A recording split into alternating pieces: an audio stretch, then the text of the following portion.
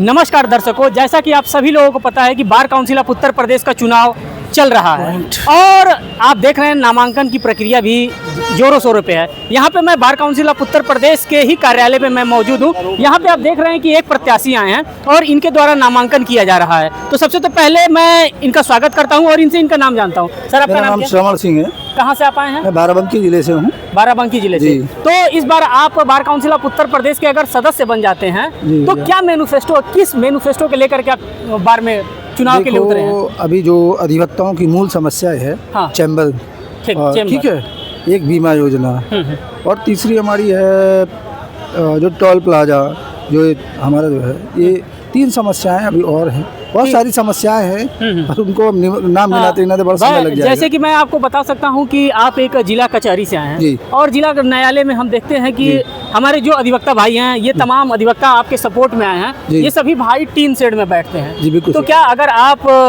सदस्य बन जाते हैं तो इस टीन शेड को हटवाने का काम करेंगे? पहला प्रश्न। दूसरा प्रश्न ये है हमारा कि महिला अधिवक्ता आजकल जिला न्यायालय में प्रैक्टिस करने आ नहीं रही है, क्योंकि ना उनके पास प्रॉपर बैठने की चेंबर की व्यवस्था है और ना ही उनके वॉशरूम वगैरह की व्यवस्था है। तो क्या अगर आप मेंबर बन जाते तो इन सभी चीज़ों को दुरुस्त और सही करवाएंगे? नहीं, बिल्कुल कराएंगे। देखो, एक पहली मैंने समस्या आपको बता दी कि एक जूनियर अधिवक्ता को बैठने की एक समस्या जो है, उसका निराकरण भी बिल्कुल किया जाएगा। जो टीन सेट है उसको बिल्डिंग बनाने का, चैम्बर्स बनाने का कार्य तो बिल्कुल किया जाएगा, पर एक प्रयास किया जाएगा।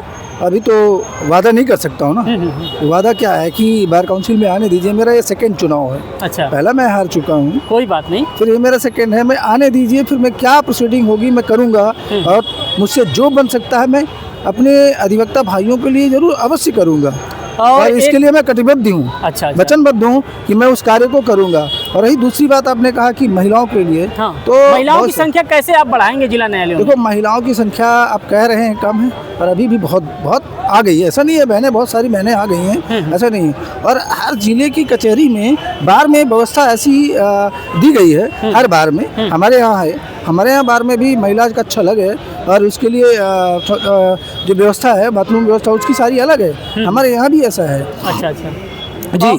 और जाते जाते एक प्रश्न आपसे और हम पूछना चाहेंगे। प्रश्न ये है कि आपके साथ तमाम युवा अधिवक्ता हैं और इसी bar council of Uttar Pradesh और उत्तर प्रदेश सरकार के द्वारा कहा गया था कि इनको एक आर्थिक सहायता दी जाएगी 5,000 रुपये। शायद आप लोगों को याद भी होगा। तो ये अभी तक कहाँ तक पहुँचा है? क्योंकि आप पिछली बार भी चुनाव लड़े थे, तो आपको इन सभी मुद्दों की जानकारी होगी कि ये कहाँ तक पहुँचा है। अगर आप जीत जाते हैं तो क्या करेंगे?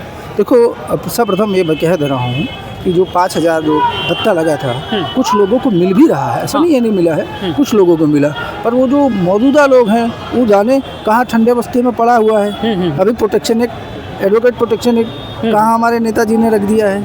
अच्छा। अब आएंगे तो हम लोग जरूर देखेंगे, अवश्य देखेंगे, क्यों नहीं देखेंगे भाई।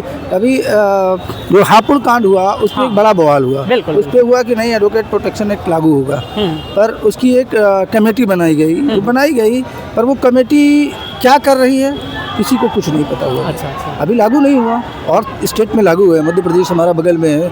आप अगर चुनाव जीत जाते हैं तो लागू करवाएंगे? नहीं, बिल्कुल लागू कराएंगे। हमने कहा ना कि हमसे जो वादे होंगे वो हम पूरे करेंगे। अच्छा। पर वो वादे नहीं कर पाते हैं। हमारे साथ कुछ युवा अधिवक्ता हैं और समर्थक भी हैं किसी प्रत्याशी के।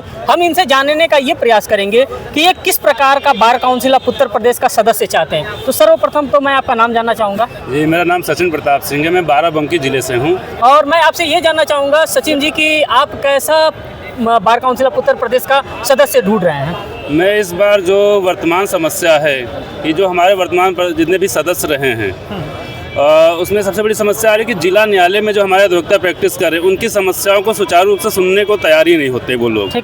हम लोग के पास जो समस्या है न्यायालय पे काम करने में जिस तरह की कठिनाई जिला न्यायालय के अधिवक्ताओं को आती है, अगर उसको वो लोग एकदम संज्ञान मन अच्छे तरीके से लेते तो आज ये समस्या नहीं आती कि आज पूरे यूपी में ये आवाज़ उठी है कि जितने भी वर्तमान सदस्य उनको बदला जाए, नए सदस्यों को लाया जाए।